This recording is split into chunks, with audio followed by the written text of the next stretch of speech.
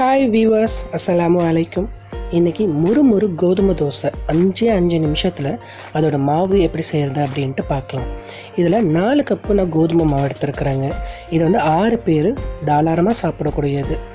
உங்களுக்கு எவ்வளோ வேணுமோ நீங்கள் அவ்வளோ எடுத்துக்கோங்க. இந்த 4 கப்பு கோதுமை மாவுக்கு நான் 1 டேபிள் ஸ்பூன் உப்பு போடுறேன், 1 டேபிள் ஸ்பூன் இனிப்பு போடுறேன், அதாவது ஜீனி போடுறேன்.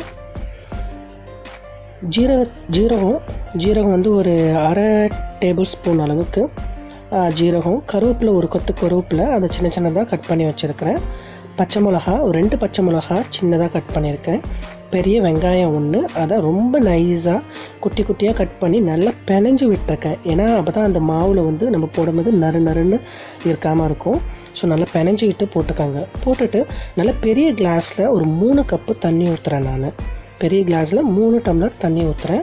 தண்ணி ஊற்றுறது கன்சிஸ்டன்சி எப்படி இருக்கும்னாக்கா, பதம் எப்படி இருக்கும்னா ரொம்ப திக்காக இல்லை, ரொம்ப லைட்டாகவும் இல்லைங்க, அந்த மாதிரி இருக்கும்.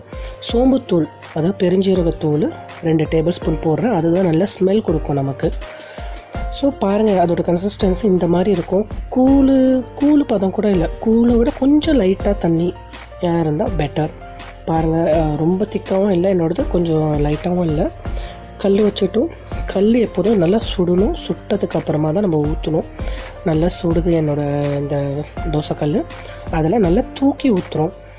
தோசை ஊற்றுற மாதிரி ஊற்றாமல் லைட்டாக தூக்கி ஊற்றோம்னா நமக்கு இந்த மாதிரி வந்துடும். அது சைடில் உள்ளது எல்லாமே வந்து நடுவில் உள்ளதில் எல்லாத்தையும் நம்ம வந்து ஸ்ப்ரெட் பண்ணிக்கலாம். இப்போ நமக்கு சூப்பரான கோதுமை தோசை ரெடி ஆகிடுச்சுங்க. இதை கண்டிப்பாக நீங்கள் வந்து சட்னி, சாம்பார், மீன் குழம்போடு நீங்கள் அட்டகாசமாக இருக்கும். மீன் குழம்போடு ட்ரை பண்ணி பாருங்கள். எப்படி இருந்ததுன்னு சொல்லுங்கள். லைக் பண்ணுங்கள், ஷேர் பண்ணுங்கள், சப்ஸ்கிரைப் பண்ணுங்கள். தேங்க்ஸ் ஃபார் வாட்சிங். அஸ்ஸலாமு அலைக்கும்.